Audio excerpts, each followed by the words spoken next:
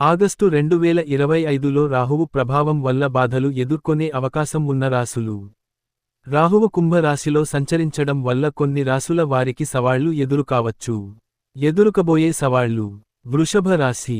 వృషభ రాశి వారికి రాహువు 10వ స్థానంలో ఉద్యోగ స్థానం సంచరిస్తున్నాడు. దీనివల్ల ఉద్యోగంలో సమస్యలు, సహోద్యోగులతో ఇబ్బందులు, ఆకస్మిక మార్పులు లేదా ఉద్యోగం మారాలనే ఆలోచనలు రావచ్చు. అవకాశాలు దొరకడం కష్టంగా మారవచ్చు. పరిహారాలు. ప్రతి శనివారం శివుడికి అభిషేకం చేయడం, కార్యాలయంలో నిజాయితీగా, సూటిగా ఉండటం మంచిది. కర్కాటక రాశి. సమస్యలు. కష్టార్జితంలో ఎక్కువ భాగం వృధా అవ్వడం, మోసపోవడం, అనారోగ్యాలు, వైవాహిక సమస్యలు, మానసిక ఒత్తిడి.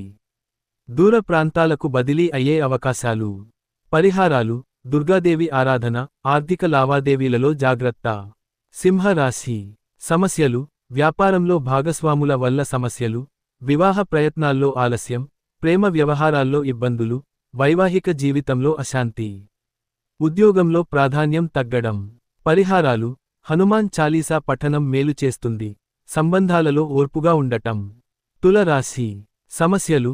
వృత్తి, ఉద్యోగ, వ్యాపారాల్లో పొరపాట్లు వల్ల నష్టాలు, ఉద్యోగంలో అప్రమత్తత అవసరం. పిల్లల ఆరోగ్యం, విద్యార్థుల్లో ఏకాగ్రత తగ్గడం. మిత్రుల వల్ల ధన నష్టం. పరిహారాలు. సరస్వతీ దేవి ఆరాధన, అనవసర ఖర్చులు లేకుండా ఆర్థిక క్రమశిక్షణ పాటించడం. మకర రాశి. సమస్యలు. మకర రాశి వారికి రాహువు 2వ స్థానంలో ధన, కుటుంబ స్థానం గోచరిస్తున్నాడు. ఖర్చులు పెరిగి ఆర్థిక ఇబ్బందులు ఎదురవ్వచ్చు. అనవసరంగా ఇతరుల పనుల్లో జోక్యం చేసుకోవడం వల్ల సమస్యలు తలెత్తవచ్చు. కుటుంబంలో అపార్థాలు లేదా సమస్యలు ఉండవచ్చు. పరిహారాలు. అనవసర ఖర్చులను నియంత్రించుకోవడం, నిరుపేదలకు దానధర్మాలు చేయడం, కుటుంబ సభ్యులతో ఓర్పుగా వ్యవహరించడం. ఆర్థిక క్రమశిక్షణ పాటించడం. కుంభరాశి. సమస్యలు. జన్మరాశిలో రాహువు సంచారం వల్ల ప్రతి పనిలోనూ, ప్రతి ప్రయత్నంలోనూ ఆటంకాలు, నష్టదాయక వ్యవహారాల వల్ల ఇబ్బందులు, మానసిక ఒత్తిడి. పరిహారాలు. శివారాధన, ధ్యానం, యోగా మేలు చేస్తాయి. మీన రాశి. సమస్యలు. మీన రాశి వారికి రాహువు 12వ స్థానంలో నష్టస్థానం గోచరిస్తున్నాడు.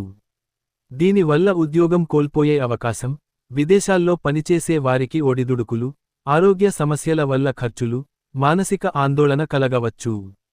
చెడు సహవాసాలు లేదా వ్యసనాలకు దూరంగా ఉండాలి. పరిహారాలు.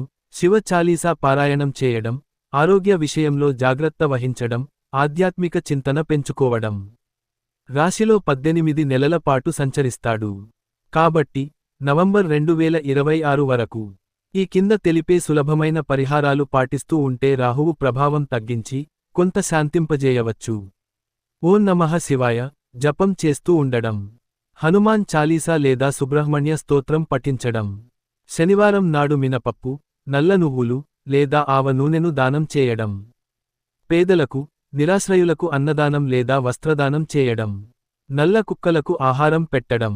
రాహుకాలంలో రోజులో 90 నిమిషాల సమయం దుర్గాదేవికి లేదా శివునికి దీపం వెలిగించడం. అనవసరమైన వాదనలు, చెడు అలవాట్లకు దూరంగా ఉండటం మంచి చేస్తుంది. మరిన్ని మంచి వీడియోల కోసం మా ఛానెల్ సబ్స్క్రైబ్ చేసుకోండి. బెల్ ఐకాన్ క్లిక్ చేయండి. మేము పెట్టే వీడియోలు ముందుగా మీకు కనిపిస్తాయి.